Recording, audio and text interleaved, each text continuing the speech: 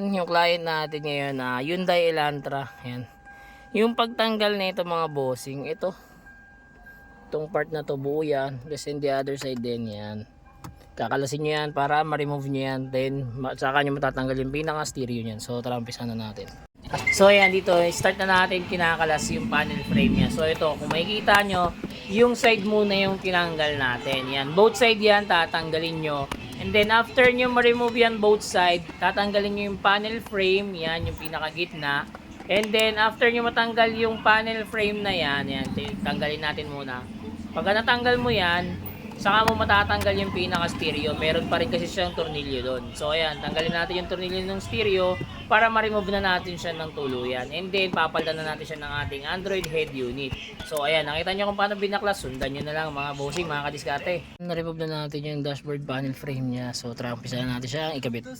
So ayan mga bossing, mga kadiskarte. Tapos na tayo mag-install na, ibalik na rin natin yung ayan, frame nyan. Ayan. Ito yung kasama sa package natin, yung pinaka panel frame para mapalitan yung head unit ng Android.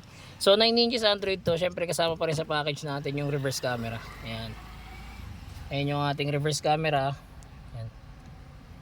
Tapos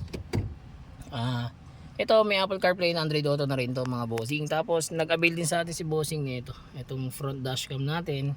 Ito siya pag i-review nyo.